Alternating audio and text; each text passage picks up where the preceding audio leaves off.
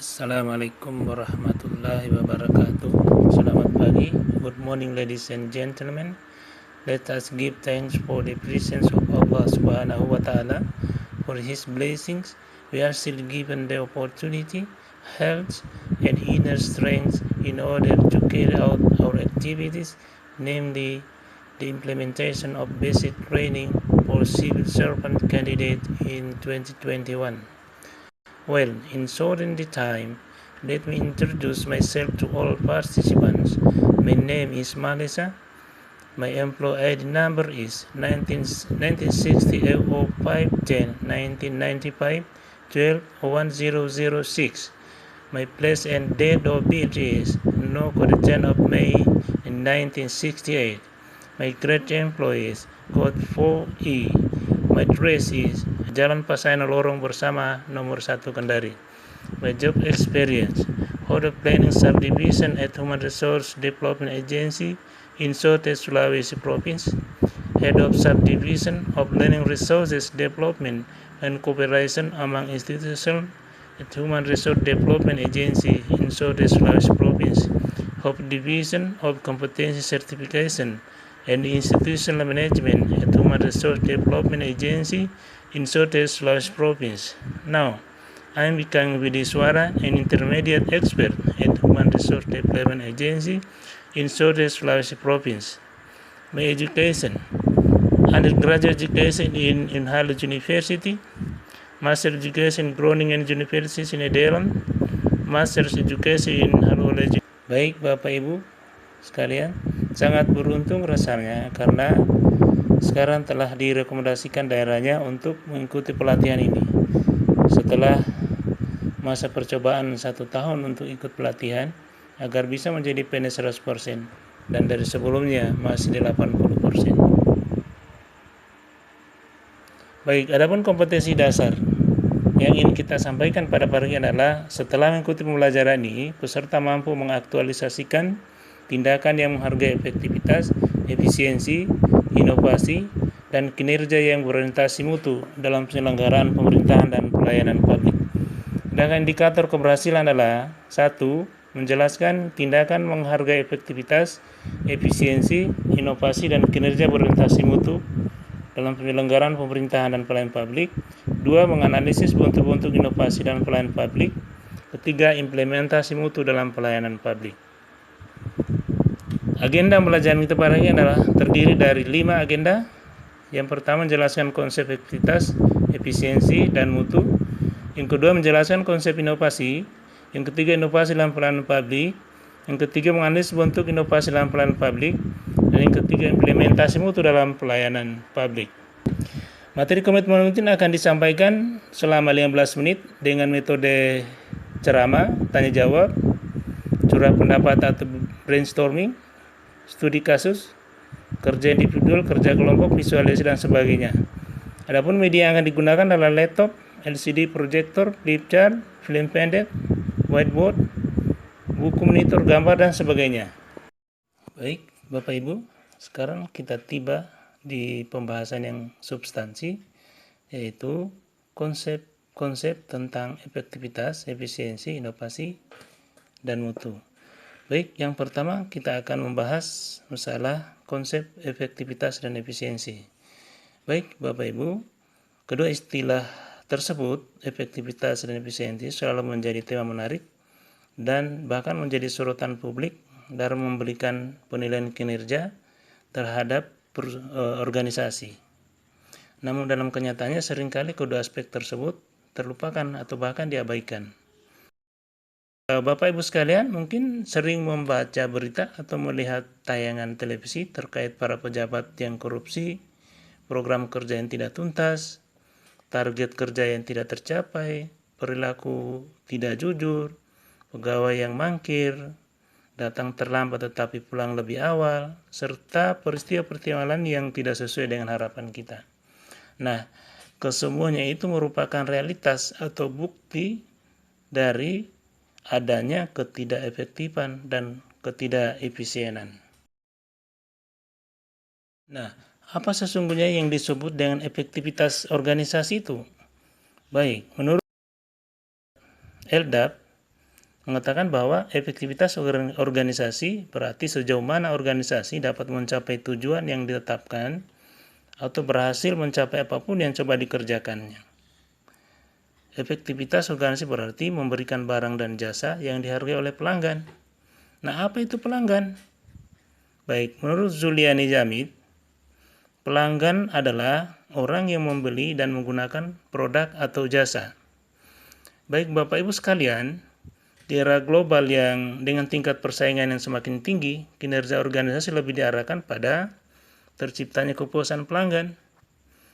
Baik, kepuasan pelanggan itu dapat dilihat dari kesenangannya ketika mendapat produk jasa yang sesuai atau bahkan melebihi harapan, sehingga mendorong keinginannya untuk melakukan pembelian ulang atas produk jasa yang pernah diperolehnya. Dan bahkan mereka tidak segan untuk menganjurkan kepada pihak lain untuk menggunakan produk atau jasa tersebut. Ya, hal tersebut menunjukkan bahwa efektivitas organisasi tidak hanya diukur dari performa pencapaian target atau rencana, mutu, kuantitas, ketepatan waktu, dan alokasi sumber daya, melainkan diukur dari kepuasan dan terpenuhnya kebutuhan pelanggan atau customer. Nah, sementara efisiensi menurut Richard L. Dubb, efisiensi organisasi adalah jumlah sumber daya yang digunakan untuk mencapai tujuan organisasi. Nah, dengan demikian dapat disimpulkan bahwa efisiensi diukur dari ketepatan realisasi penggunaan sumber daya dan bagaimana pekerjaan dilakukan sehingga dapat diketahui atau tidak adanya pemborosan sumber daya, penyalahgunaan lokasi, penyimpangan prosedur, dan mekanisme yang keluar alur. Nah, Bapak Ibu, merujuk kedua definisi tersebut di atas, maka dapat kita simpulkan bahwa karakteristik utama yang dapat dijadikan dasar mengukur tingkat efektivitas adalah ketercapaian target yang telah direncanakan, baik dilihat dari capaian jumlah maupun mutu hasil kerja, sehingga dapat memberikan kepuasan. Sedangkan tingkat efisiensi diukur dari penghematan biaya, waktu, tenaga, pikiran dalam menyelesaikan kegiatan. Oleh karena itu, jika dalam pelaksanaan tugas tidak memperhatikan efektivitas dan efisiensi, maka akan berdampak pada ketidaktercapaian target kerja, menurunkan kredibilitas institusi tempat bekerja, dan bahkan akan menimbulkan kerugian. Yang berikut adalah konsep inovasi. Nah, di era globalisasi sekarang ini, tingkat persaingan untuk memperoleh pekerjaan menjadi semakin tinggi. Maka lapangan kerja juga lebih berpihak pada mereka yang memiliki kompetensi atau keahlian, atau mereka yang memiliki pemikiran kreatif untuk melahirkan karya-karya inovatif. Ada banyak definisi terkait dengan inovasi. Ya, namun pada kesempatan ini kita akan mengambil satu pemahaman atau definisi yang dikemukakan oleh Richard L. Dubb itu. Beliau mengatakan bahwa inovasi barang dan jasa adalah cara utama di mana suatu organisasi beradaptasi terhadap perubahan pasar, teknologi, dan persaingan. Nah, inovasi dapat terjadi pada banyak aspek, misalnya perubahan produk, barang, jasa yang dihasilkan, proses produksi, nilai-nilai kelembagaan, perubahan cara kerja, teknologi yang digunakan, layanan sistem manajemen, serta mindset orang-orang yang ada di dalam organisasi. Nah, sekarang pada gambar berikut kita akan tayangkan perubahan produk layanan komunikasi dari masa ke masa. Bapak Ibu sekalian diminta untuk setelah menyimak atau melihat gambar ini, maka bagaimana komentar Bapak Ibu terkait dengan perkembangan media di atas? Nah, silakan. Ya. Ya, Ibu, ya. Baik. Nah, yang kedua, kita akan mencoba melihat gambar yang kedua itu, yaitu perubahan sistem layanan publik yang ada di Surabaya yang disebut dengan Surabaya Single Window. Ya.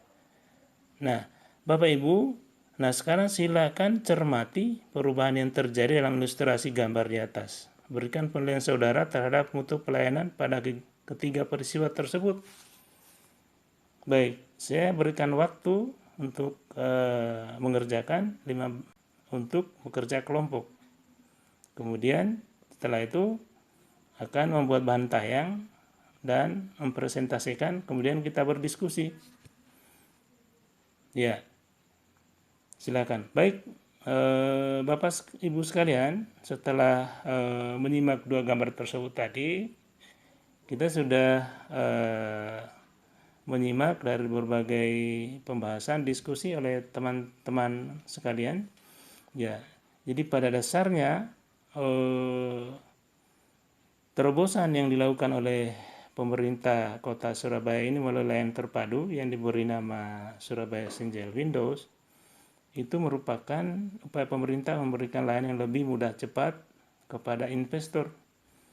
Ya, di mana sebelum pengurusan izin investor itu sangat panjang dan membutuhkan waktu yang lama. Nah, dengan hadirnya sistem ini, maka proses pengajuan perizinan itu bisa dilakukan dari rumah, tidak perlu antri, dan secara keseluruhan dapat diselesaikan dalam kurun waktu tidak sampai 30 hari. Baik, Bapak Ibu sekalian, ada studi kasus. Saya minta kelas ini membagi 1-5 kelompok. Kemudian masing-masing membuka internetnya dan searching contoh inovasi di bidang tertentu, kemudian mendiskusikan dalam kelompok inovasi yang ditemukan dalam kasus tersebut. Yang dikerjakan yaitu yang pertama tentukan jenis pelayanan publik, kemudian identifikasi permasalahan yang diberikan, apa dan bagaimana pelayanan sesuai SOP. Kemudian terakhir, Bapak Ibu sekalian akan memaparkan hasil diskusi rekan-rekan sekalian dalam bentuk bahan tayang atau PowerPoint. Oke, silakan. Ya, baik Bapak Ibu sekalian, setelah berdiskusi di antara 5 kelompok, maka saya menilai bahwa Bapak Ibu sekalian melakukan inovasi dengan bagus. Baiklah Bapak Ibu, kita tiba di substansi materi yang terakhir, yaitu implementasi mutu dalam pelayanan publik. Bapak Ibu sekalian, seperti di awal tadi kita sudah menjelaskan terkait dengan mutu. Ya, mutu itu adalah harapan bagi kita setiap manusia. Baik, untuk lebih memahami daripada apa sebenarnya mutu layanan publik itu, maka berikut akan diberikan ilustrasi. Bapak Ibu sekalian akan melihat ada 4 gambar yang tampak di depan itu. Silakan, ya, dengan peristiwa tersebut di atas itu menunjukkan pergeseran mutu layanan publik. Nah, Bapak Ibu sekalian diminta untuk mencermati, merenungkan fenomena di atas dan berikan komentar dalam menyikapi ilustrasi tersebut. Silakan, Bapak Ibu sekalian.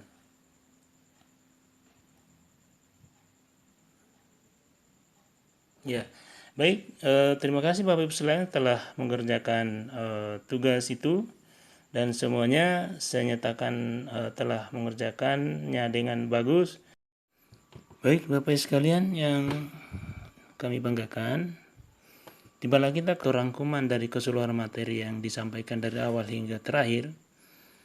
Yang pertama, bahwa komitmen mutu itu merupakan pemahaman konsep yang terkait dengan efektivitas, efisiensi, inovasi, dan mutu penyelenggaraan pemerintahan.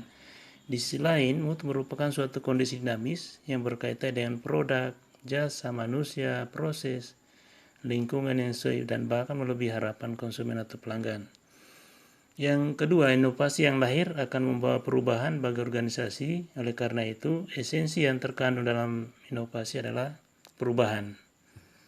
Dan yang terakhir, Bapak Ibu sekalian, keberhasilan institusi pemerintahan dalam memberikan layanan kepada masyarakat akan sangat tergantung pada mutu sumber daya manusia, serta bagaimana potensi mereka diberdayakan oleh pimpinannya. Oke, sekira demikian, dan untuk mengakhiri saya ucapkan Assalamualaikum warahmatullahi wabarakatuh.